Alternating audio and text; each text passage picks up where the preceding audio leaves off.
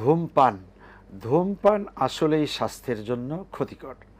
এটা হারাম এমনটি না থাকলেও মাকরুহ, এতে কোনো সন্দেহ নেই। আবার হলো যে অর্থের অপচয় হয়, এই বিষাক্ত ধোঁয়াগুলো চারিদিকে ছড়ালে পরে অন্যদেরও মারাত্মক ক্ষতি হয়ে যায়।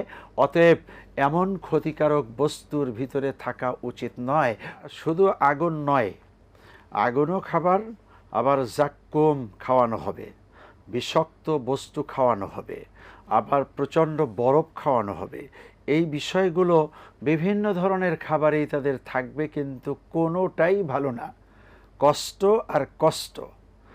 অতএব শুধু আগুন খাবার এমনটি বলা ঠিক না।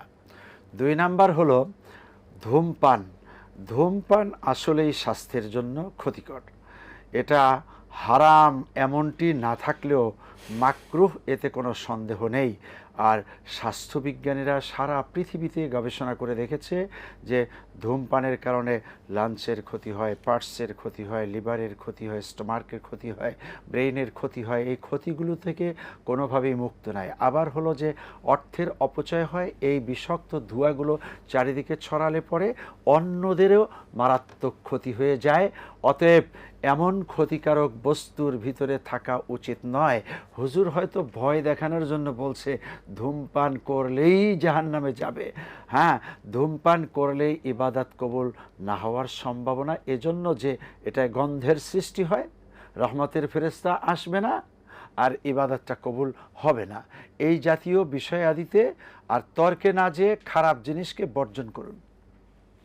কিন্তু যেগুলো ক্ষতি করে স্বাস্থ্যের জন্য সেগুলো তো হারাম হওয়া উচিত, তাই না?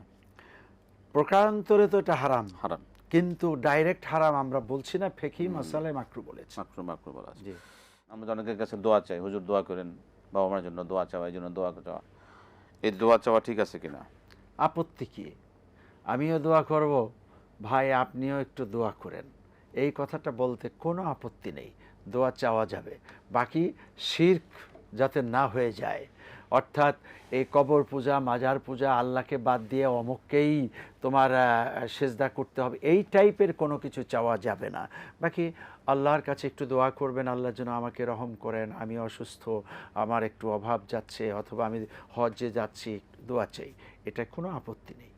মা বাবার জন্য চাওয়া যাবে, রিস্কের জন্য চাওয়া যাবে, ফ্যামিলির জন্য চাওয়া যাবে। সেই দোয়ার বিনিময়ে কিছু নেওয়া যাবে কিনা? আচ্ছা, দোয়ার বিনিময়ে কিছু নেওয়া যাবে না। নেওয়া যাবে না, ঠিক আছে। আপনাকে যদি কেউ খুশি হয়ে কিছু হাদিয়া দেয়, হাদিয়া নেওয়া যাবে, তাহাদু তাহাব্বু, হাদিয়া দিতে কোনো অসুবিধা নেই। একজন দোয়া করেছেন, তিনি করেছেন লিল্লাহিয়াতান, আর আপনি হাদিয়া দিছেন ভালোবাসার জন্য, এই দুইটাই ঠিক আছে।